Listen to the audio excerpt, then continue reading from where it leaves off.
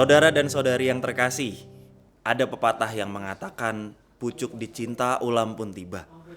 Ketika kita mengharapkan sesuatu dan hal itu terwujud, tentunya kegembiraan dan sukacitalah yang kita rasakan. Sebaliknya, ketika mengalami peristiwa yang buruk dan kurang menyenangkan, tak jarang kita jadi sulit menerima kenyataan.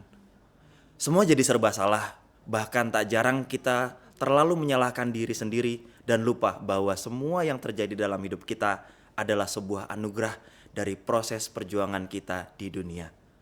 Ketika di seminari menengah, saya melihat dengan jelas saat menjelang ujian akhir sekolah, banyak siswa dan siswi datang ke gereja sebelum memasuki gerbang sekolah. Memang di seminari atau sekolah dan gereja terletak biasanya dalam satu komplek yang sama. Tidak seperti biasanya, bahkan kerap ada yang melaksanakan laku puasa dengan intensi mendapatkan hasil yang maksimal setelah menghadapi ujian. Ada hal yang menarik, yakni ketika sebelum libur kenaikan kelas, selalu ada seorang seminaris yang menyempatkan diri untuk datang ke kapel sebelum berlibur saat pulang ke rumah. Ketika itu saya bertanya kepadanya. Jawabnya sederhana, saya hanya mau menunaikan janji saya sama Tuhan kalau saya sudah selesai ujian. Di saat siswa-siswi lain sibuk melepas penat dan terburu-buru pulang untuk merencanakan liburan, seminaris ini justru mengambil waktu untuk kembali bersama dengan Tuhan dalam kegiatan rohaninya. Saudara dan saudari yang terkasih, perayaan Natal sudah semakin dekat.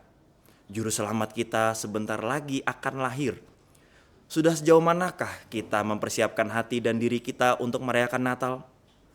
Dalam bacaan pertama, kita melihat Hana yang kembali ke bait Allah untuk bersyukur atas buah doanya, yakni melahirkan anak yang dinamakan Samuel. Begitu pula Bunda Maria yang dalam bacaan Injil esok hari ketika memuji keagungan Tuhan karena juru selamat yang sedang ada dalam kandungannya. Pujian Maria merupakan doa yang juga didaraskan karena ketabahannya dalam menjalankan tanggung jawab dari Allah. Relasi yang intim dalam doa adalah hal yang perlu kita garis bawahi dari kisah Hana dan Bunda Maria. Karena dengan ketekunan dan kesetiaan dalam relasi dengan Tuhan, kita mampu mencapai kegembiraan. Saat mengalami situasi yang berat, kita perlu mengandalkan Tuhan sehingga kita semakin siap menerima hasil dari apapun yang kita hadapi.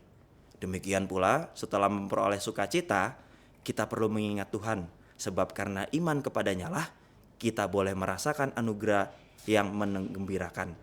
Harapannya, kegembiraan itu juga yang menjadi pancaran yang bisa dirasakan orang lain, sehingga kasih Tuhan dapat dirasakan oleh setiap orang. Semoga hati dan diri kita semakin mantap dalam iman menyambut kelahiran Tuhan dalam perayaan Natal, sehingga dalam situasi apapun kita selalu mengandalkan Tuhan sebagai sumber dan tujuan hidup kita. Tuhan memberkati. Amin.